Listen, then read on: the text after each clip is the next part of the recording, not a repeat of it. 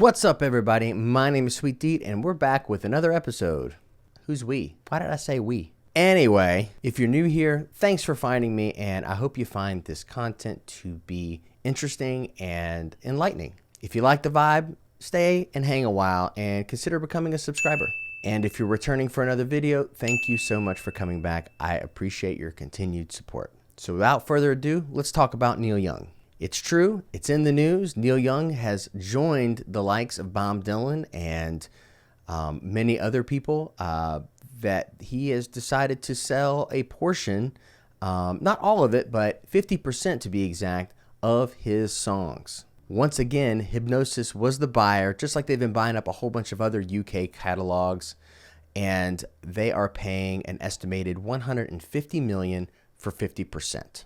As I've said in my previous videos, it's incredible to me how much of a trend this has become and how hot of a commodity these legacy artists' catalogs are becoming. With physical products being completely destroyed in the marketplace and everybody moving to streaming, it's really an interesting play by all of the companies like Hipgnosis that's trying to grab as much market share as they can. Obviously, these songs have held the test of time, and they think that in the long run, they're going to make a lot of money.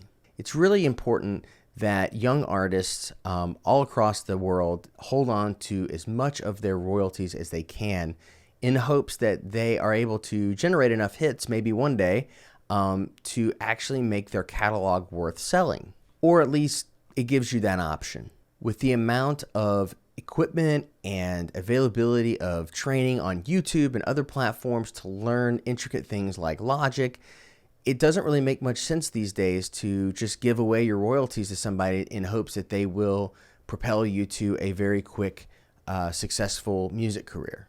Never before has artists had the amount of control they have over their careers, and I think this is a pretty desperate play to just grab as much market share as they can, because they know that these legacy artists that have pumped out, like Neil Young over the course of decades now, number one hit after number one hit, it's just harder to do that anymore. I think it also guarantees that these legacy artists are going to be around for a while because they're going to want to see their return on investment. So they're going to be pumping these songs to everyone for years to come, whereas like somebody like me, for example, that maybe just puts out a song, it might not be as retained long term.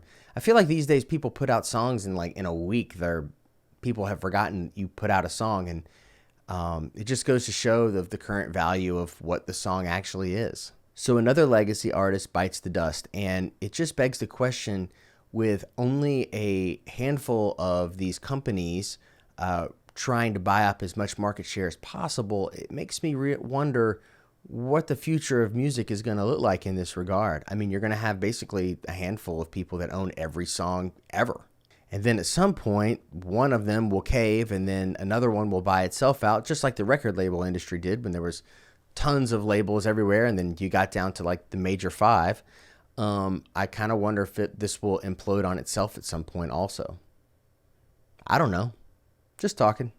So, do me a favor, tell me what you think about all this in the comments below. I'd love to hear your opinions on what you sort of see the future of the business being in this regard. Good things happen to those who wait and work really hard. So keep writing your songs, you songwriters out there, and I hope that you get as many number one hits as you can, and you can sell them all off for a big profit in your 60s or 70s and live happily ever after and affect your family for generations and generations.